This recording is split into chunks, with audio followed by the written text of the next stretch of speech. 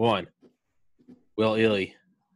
We're recording in a undisclosed location, which, as an EOD tech, I can only take that as the most cryptic thing ever. Yeah. Hold on. Let me turn off my ringer.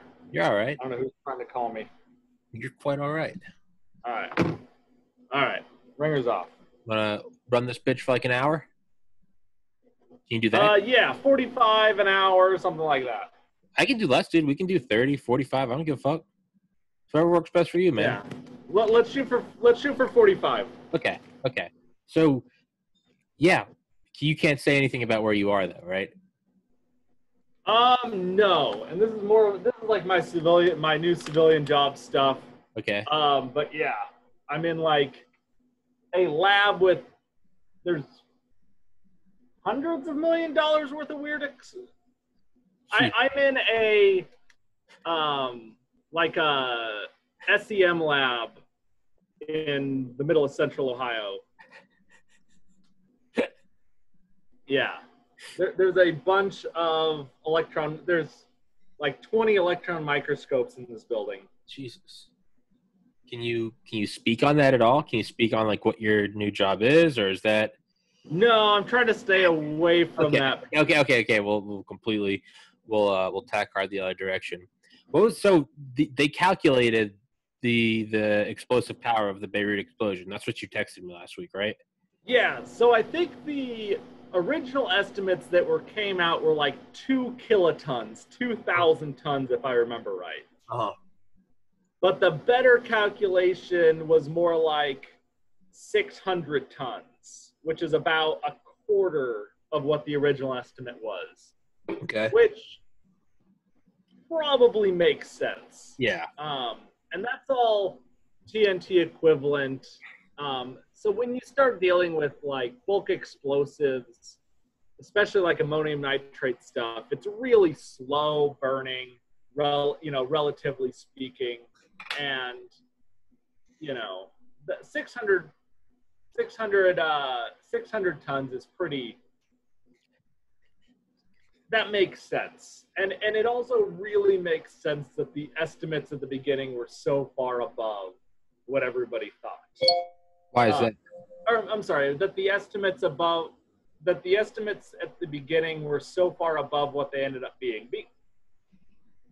Explosives always tend to be like that. Everyone always assumes that something's way bigger than it really was. And they probably had a shipping manifest that told them how much ammonium nitrate was in that boat they confiscated. Mm-hmm. And they probably just did a straight mathematical, in the best case scenario, what would that ammonium nitrate be? Yeah. And that, that had been sitting there for years. There's no way it's the best case scenario. Yeah. Yeah, not a chance. Jesus Christ. So that's still insane, though. 600 tons TNT equivalents. Oh, yeah.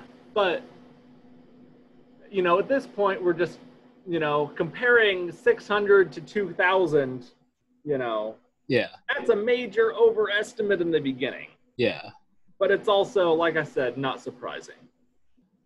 Well, then you got the inverse with Castle Bravo, where they thought it was going to be like 10 megatons, and it was 15.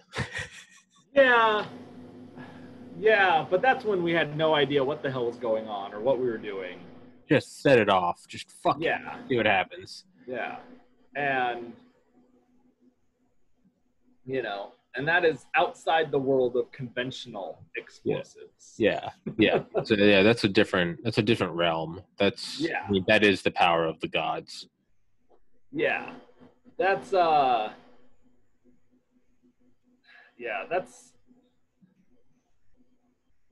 taking whole different kind, like you stop get away from chemical formulas and move into, calculus. Yeah. Like weird, physics. Yeah. But. Yeah. When you move from the balanced chemical equation of this molecule with this subscript, and instead it turns into this weird potential calculation of like flow states and reaction chains. Yeah, it's like a dark magic. Yeah. Yeah, it's not the same. Whole different world. Yeah. So, can you explain the rules he sent to me? He said the 4 rules of being an EOD. Oh yeah, I was super drunk the other night. So I didn't sleep well. I didn't sleep well the night before. So you were texting me, and I was like trying to stay awake, and I was like, save it for podcast. So I'm about to pass the fuck out. No. I totally know what you're talking about, though. So yeah, 3 rules of being an EOD tech. Okay. Rule number 1: always look cool. Yes, naturally. And that one, take it as it is. Rule number 2: always be the smartest guy in the room. And that means be smarter than the bomb maker that you're dealing with his bomb, or be smarter than the colonel that you've got to brief afterwards because you just, threw frag at a Humvee and have to explain why that shit happened. Yeah. And rule number 3, if in doubt of rule number 2, fall back on rule number 1. And that's all there is to it. Just kind of look like a badass. Yeah. All that matters. Yeah. But the biggest thing is, like, you don't want to have to the cooler you look, the less questions you have to answer, like, why did you do that? Why did you do this? Okay. So you just go in looking like a fucking animal. You just go in looking like a Chad. Yeah. People are like, he's got it. Yeah, exactly. Right? It's like the Instagram, right? It's like the influencer thoughts. Doesn't matter what you're selling. Just be the sexiest fucking girl anyone's ever seen. And you can sell toothpaste. You can sell fucking monkey wrenches. It doesn't matter. Yeah. Fall back on that. Doesn't matter. Get this new Oral-B toothbrush. Just fucking hottest girl in the world. Like, all right, if I got it. You don't need to push it. You don't need to know your lines. It's fine. Yeah. It's like if you just came off a 4-day mission and you haven't shaved and your hair is super long and you're trying to go to the Marine DFAC where they have good food, if you walk in all slow, dragging your feet, some idiot sergeant major is going to stop you and be like, hey man, why haven't you shaved, man? Or if you just kick in the door, walk in like you've got a purpose, get your food, sit down like a fucking adult, and eat, nobody's going to say shit to you. No one's going to say a fucking word to you. It's like Black Hawk Down. It's like when the Rangers, they would give their stories about Delta coming in, right? Yeah, and there's always some sergeant major that's going to say something. Yeah. But, it's all about, like, having a purpose, having a place to go, knowing what you're doing, not hesitating, and that rolls into, the same time, like, always look cool. It means, like, don't hesitate. Like, if you start worrying about, you got to be able to take the 1,000 variables in the task at hand and break it down to the 1-2 things that are important, make a decision, and carry it out. Yeah. Not, all right, here's what I'm going to do. And then you get ready to do it and you're like, but wait, maybe I should do this, or maybe I should do that. Because that's when you make a stupid fucking mistake. Yeah. It's like what David Goggins says about, like, clearing rooms. He was a Navy SEAL. Oh, yeah. But, I mean, I don't know I know who he is, but I don't know what he said. Like, it's probably something about hesitation. Because that's, at the end of the day, with clearing rooms, that's kind of the, And that's his, like, lesson for, like, life. He's like, look, if there's someone standing behind that door with, like, a minigun mounted in the living room, like, you're dying regardless. So kick in the fucking door. And at least, because you're going in. If you've made the decision that you're going in, all right? Yeah. Then go in like a fucking hero.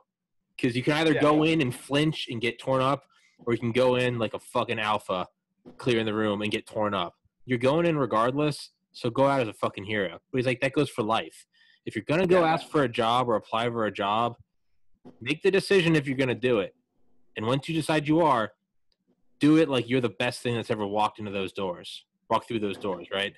Exactly. It's the same idea. Same idea. Just doesn't matter. Just blind confidence. Fuck it. Just go in, and yeah, I mean, just go out like a G. Yeah. Exactly. That I mean, if you start hesitating, you're going to make the decision. You're going to make the mistake regardless. yeah.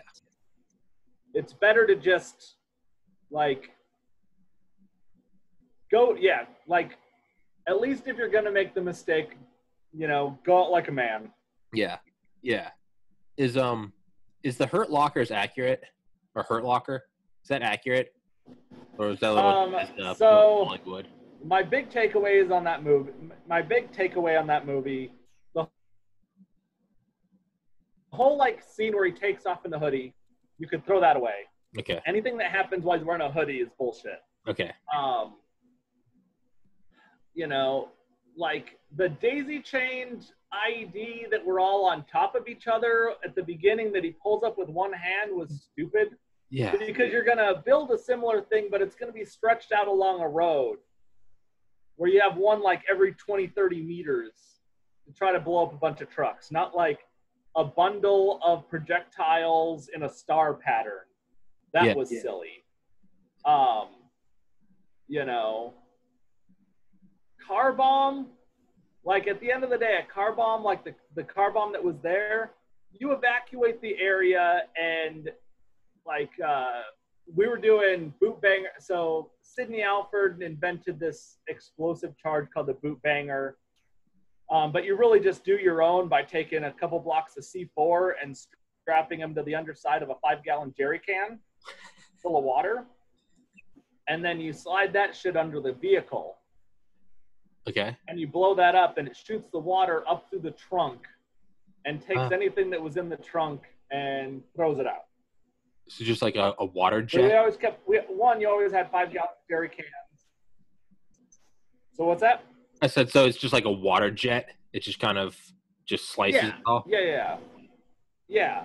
There's usually no reason to go hands-on with a car bomb unless it's like in the middle of a school that you can like. Yeah. Car bombs are such a pain in the ass. It's 99% of the time you're going to use some kind of water charge to disrupt it, and yeah, forget all that. Yeah. Too much of a pain in the ass. Such just a casual car bombs are such a pain in the ass. Yeah. What other takeaway? What else? Yeah. The other way bullshit, like other than a few little things, random officers geeking out over us, that was always happened and was always just hilarious. Okay. I want to shake your hand. Your hand. Like there's 73. Wow. Like EOD techs hate it in general, but there's probably more good about it than bad. Sure. It brought a lot of people to our community. It was like a great recruiting tool. Yeah. Like you can't deny that. Yeah. Yeah. There are worse problems to have, right? Yeah. It's like there are worse problems to have, right? It's exactly. I mean, I'm sure fucking Black Hawk Down got more people trying out. Well, I guess you have to be asked to try out for Delta. But, like Top Gun. Oh, no, you don't. That's not a thing. All right. Well, I'm fake news. I'm sorry. Look me. All right. Well, end the podcast. It's over. Thanks, Will. Yeah, no. That's it. Episode 203. It's over. No, they do, there's like a soft recruiter that goes around and does, like, pretty much every base has an annual briefing where you can try to go to assessment out in West Virginia. Okay. Any EOD tech can assess. But yeah, like you don't have to be Delta, you don't have to be Ranger, you don't have to be Special Forces first. You just have to go to assessment. Now, your chances of getting through selection, if you don't have that experience, is probably crap, unless you're some mythical, Captain America truck driver. Yeah. But yeah, no, there's no Delta's not invite only. It's a selection just like Green Beret selection. Sure. It's just way less often, and it's like out in West Virginia somewhere. Yeah. There's that, and then it's the other thing. Yeah, about the daisy chain.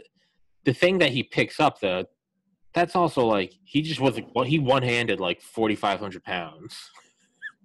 Yeah, I mean, each one was like each projectile is like let's call them 100 pounds. Okay, well, again, I'm fake news.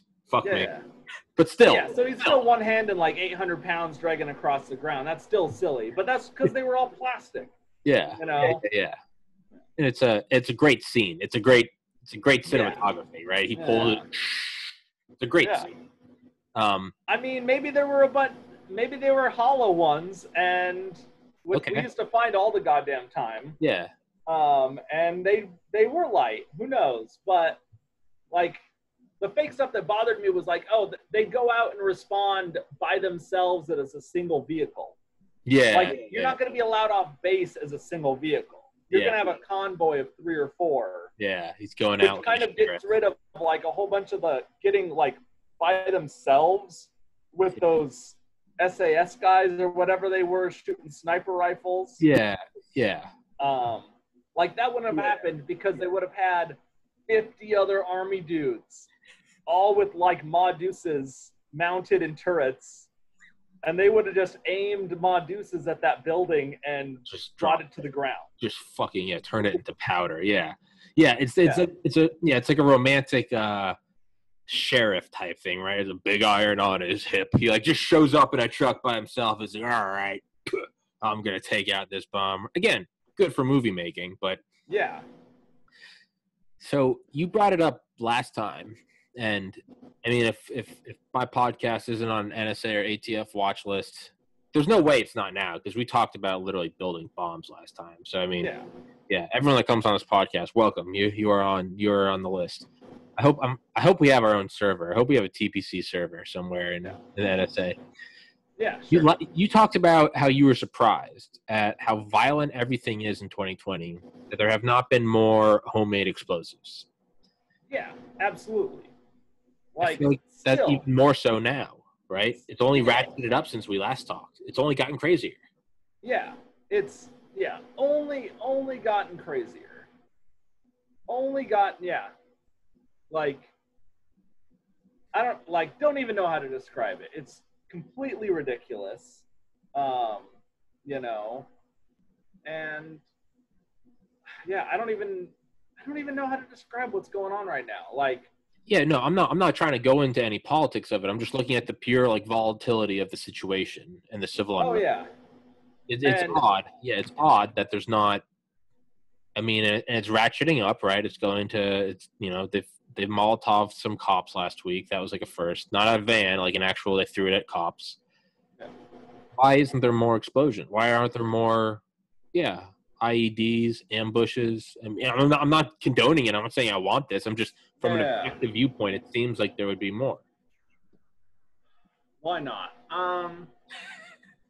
There's a lot of planning involved. Yeah.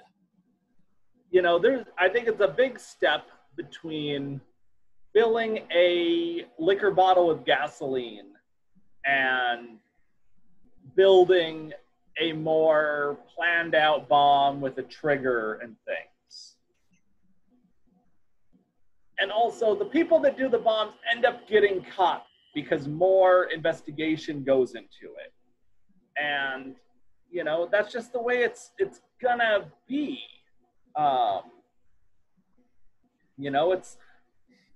It's hard to that stuff is going to get caught. Yeah. Too many red flags, too many moving pieces. Yeah. Now, can you talk about your time at all in the what you did with the Secret Service? Yeah. That's one of the nice things about Secret Service work is it's all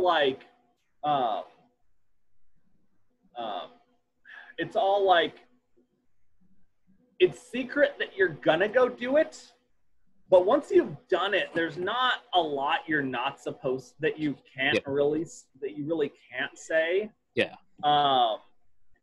Like there's no like they don't come out and say you can't like it would. I think they leave it open so that we don't talk about it, you know. But like they don't like draw a line.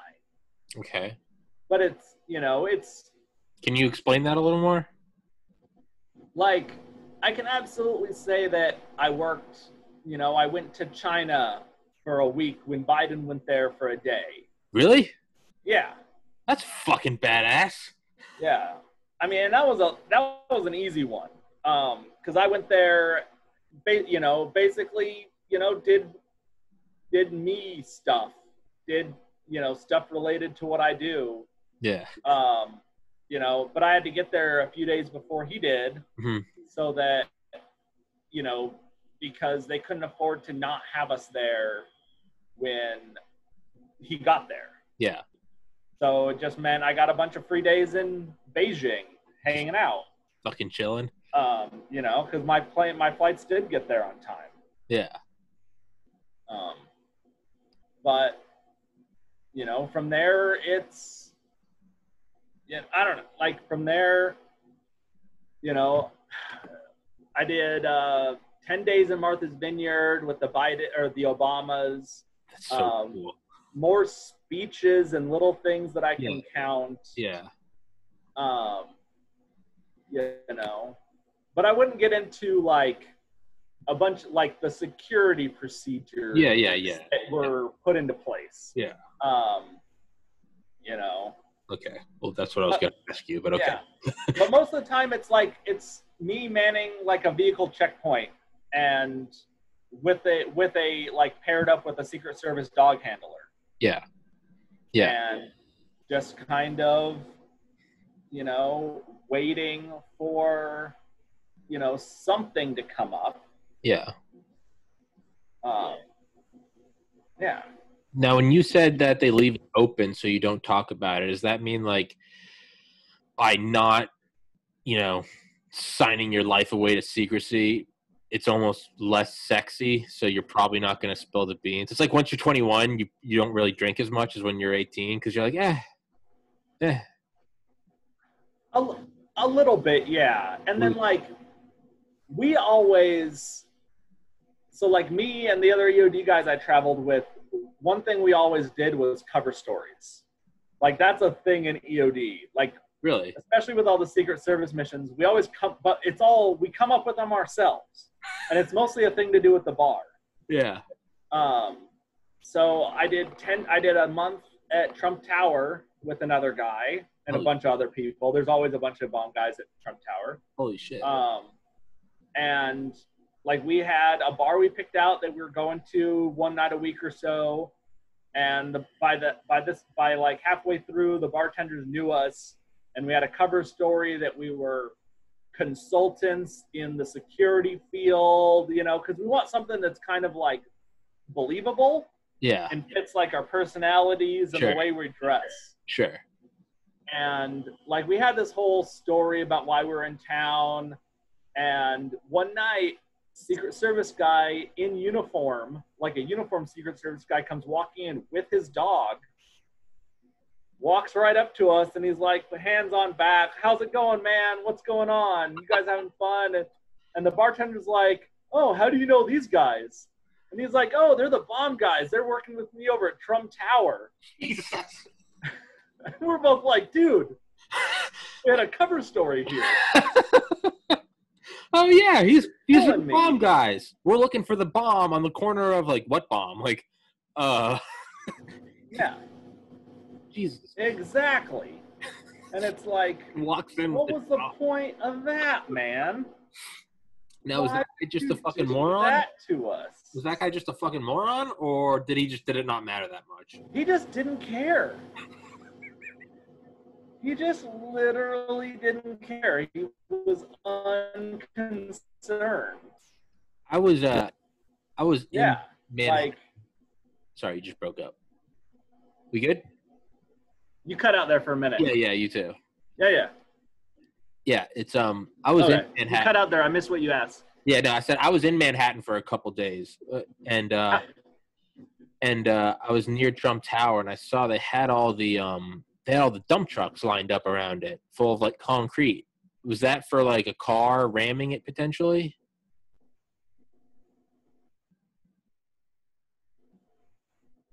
But yeah, like I only got like one out of every other word. It's saying your bandwidth is low.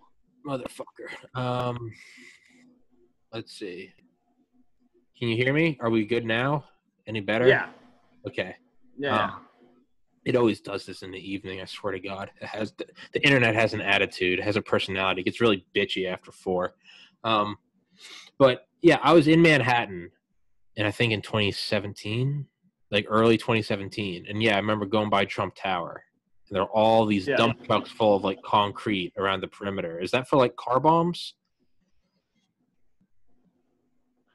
So what year did they have? Because I know they had the dump trucks, but they got rid of them now. Yeah. I don't know when they got them, when they got rid of them, but yeah, that's all car bomb stuff. Yeah, I think that was when he was president-elect. I think that's when I was there. It was like December 2016, January 2017.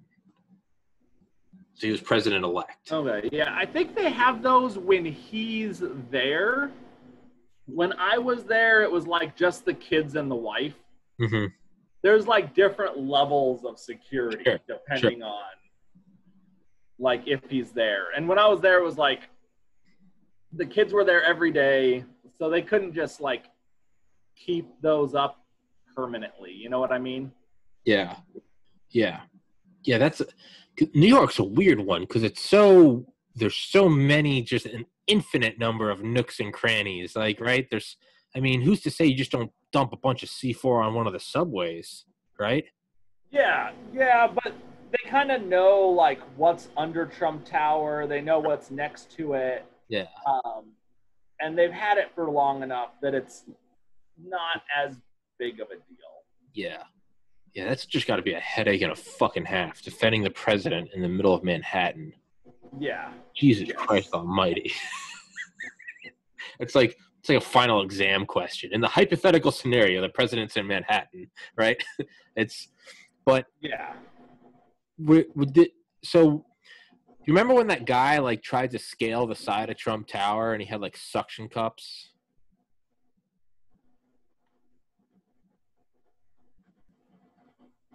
I'm losing you again. Scaled the side of Trump Tower? Yeah. He scaled the side of Trump Tower. I don't think I saw anything about that. That was, that was way back. That was 2016, 2017. But he got up like a couple floors just like with like suction cups. He looked like a fucking Inspector Gadget character. He was going up the sides, and then they like broke the windows and pulled him in. Well, the funny thing is there is a public access, like anybody can walk into the main front of Trump Tower. Yeah. And up to the 5th floor. The first 5 floors are public. Yeah. It's a big atrium.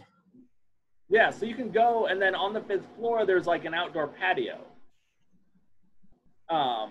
So like anybody can go out there. And if you've got, I can totally see like some suction cup stuff getting through security. Yeah. Just because like the Secret Service guys at the front, I don't know what they're going to say to some suction cups. Yeah, a plumber. Yeah, is he just replacing windows, right? It's like, what do you... Yeah. It's like, okay, I guess. Yeah, it's a skyscraper made of glass. They're probably going to be replacing windows from time to time, right? Yeah, exactly. Now, I don't know how to word this. For something like a static, fixed presidential location, like the White House, right, where it's not Trump is president, he's there, and then when he's not there, the security is not going to be there, or relatively. But like a fixed, like presidential, like that is, that is Olympus. Are there like chemical bomb sniffers that you just would start play? I've always wondered what the security is in DC itself, and it's been there for hundreds of years. I feel like they've got to start kind of implementing security things like within the city, like streetlights, detectors, like Do you think that, or is that, am I just going tinfoil hat more? I've heard all kinds of stories, particularly like radiation detectors. Yeah. All over the city. Yeah. But I've never actually seen it, and I've done work in the city. Yeah. But like, yeah, I can't speak to it beyond what, like, you know, what just random stuff I've read and like trying to combine it with what probably makes sense. Yeah. Because I feel like if you've been there for that long, they're going to slowly start. Because again, Trump Tower, you're only defending it for X number of years. Versus White House, it's like, I mean, Jesus, Truman had to renovate it because it was so old, like fucking Truman. So it's like, you got to start. You're there for so long. It's like, why don't we start kind of going on the offensive, if you will, right? Putting things in the city. It's, you know, I'm sure SAM sites. There's probably fucking Sea-Whiz, the fucking machine guns everywhere, right? Doesn't it seem like that'd be the case? Oh yeah, and that's the thing is to think about is it's got to already be the case. So there's like the buses or like there's these little trains under DC, under the mall, to get them from their office buildings to the Capitol building. Yeah. And that's been there forever. Yeah.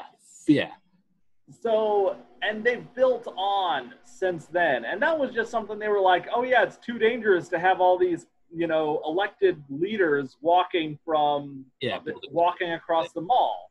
Yeah.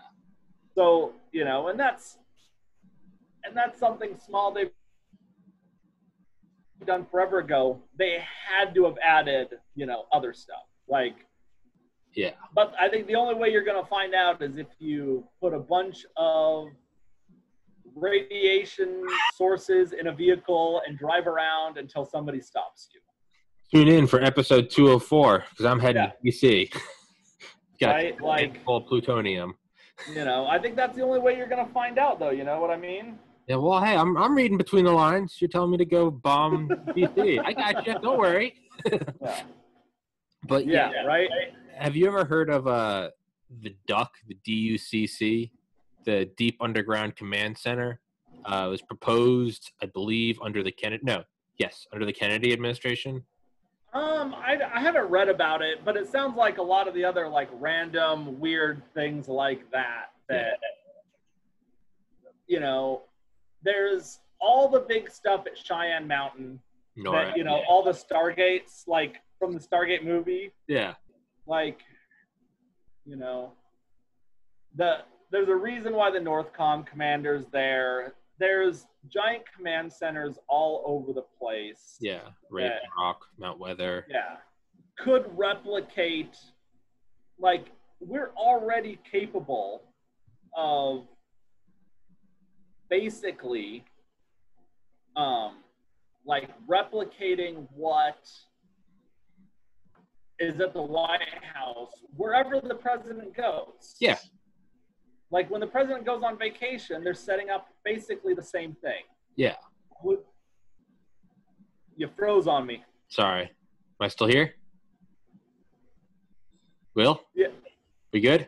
I can hear you. I can't see you. Fuck. Well, your video's coming through just fine, so. Oh, all right. You came back. Okay. I think it's your upload pipe. It's definitely, dude, my internet fucking sucks. It's not even a question of whose is it. It's my internet. Yeah. But, yeah. Anyway, man, let's